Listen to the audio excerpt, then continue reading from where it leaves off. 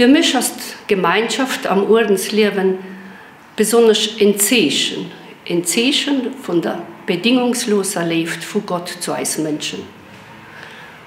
Holt uns so wie wir sind, nicht weil wir etwas gelesen haben oder etwas Besonderes sind, sondern einfach weil uns gern hat. Wenn er sein Pap, und wir sind sein Kanner.